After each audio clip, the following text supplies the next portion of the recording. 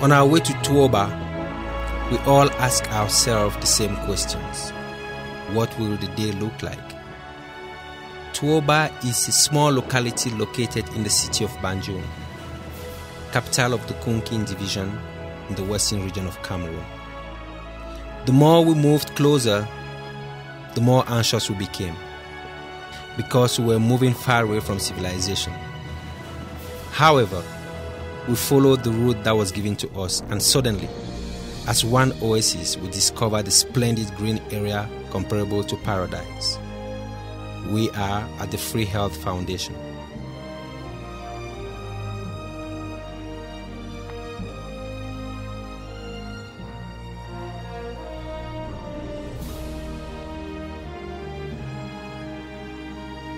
We meet the founder, Mr. Tani Jean Samuel, a journalist by profession who left the big city to establish himself in the village to help the orphans and vulnerable children.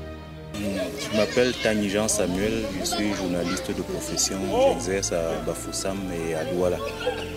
Quand je venais régulièrement en vacances ici dans mon village, j'ai senti comment la misère était vraiment grande ici. Les enfants n'allaient pas à l'école, beaucoup ne se soignaient même pas. C'est pour ça que j'ai eu l'idée de créer cette association qui est à but non lucratif et qui s'occupe beaucoup plus de la santé des jeunes et surtout des enfants en détresse et des orphelins. Combien d'enfants vous avez, combien d'enfants au moins vous avez dans votre banque de temps? Pour l'instant, j'ai 47 enfants. Bon, ils étaient 60. Mais depuis un certain temps, il y a certains qui ont grandi et qui ont quitté le village, ils sont allés fréquenter ailleurs. Okay. Donc, pour l'instant, dans le village, même j'en ai 47. Bon, les non-orphelins, c'est les enfants en détresse. Donc, par exemple, ils sont abandonnés par les parents. Parce que dans ce village, il y a beaucoup de parents qui peuvent facilement s'acheter une bière, mais ils n'arrivent pas à acheter un cahier à l'enfant. Donc parfois, il se dit, bon, moi-même, je n'ai pas fréquenté, je ne suis pas mort. Pourquoi est-ce que mon enfant devrait fréquenter?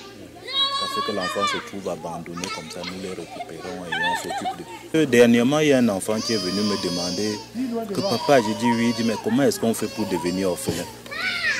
Je lui dis mais pourquoi? Il dit j'ai envie de devenir orphelin parce que je vois tu donnes plus de telle chose à telle personne qu'à telle autre. Donc depuis un certain temps, j'essaie de faire que le déséquilibre ne se sente pas en public. Est-ce que vous avez une aide de l'État ou d'une institution, quelle que soit une institution comme les églises ou l'État? Bon, non. Disons qu'en 2009, j'ai reçu 100 000 francs des affaires sociales. Et depuis, plus rien. 100 000 francs CFA. En 2015. Oui. Ça veut dire depuis 2009, vous n'avez plus jamais... J'ai reçu 100 000 francs CFA des affaires sociales. Dans l'ouest, ici à Bafoussam ou bien? Non, à Banjul. À Banjul. À Banjul, oui. Bon, depuis, plus rien. Donc, ce que je fais pour le moment, on essaye de se battre comme on peut. Quel est le message que vous avez aux institutions qui sont dans le monde, qui subventionnent des groupes comme le tien ou des associations comme le tien? Bon, je sais que ces associations en général, ces groupes, c'est des humanitaires. Donc, ils ont le cœur.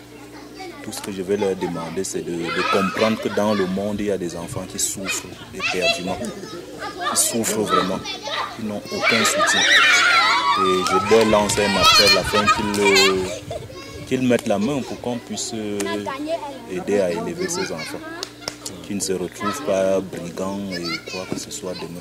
Pour clore cet entretien, je voudrais particulièrement remercier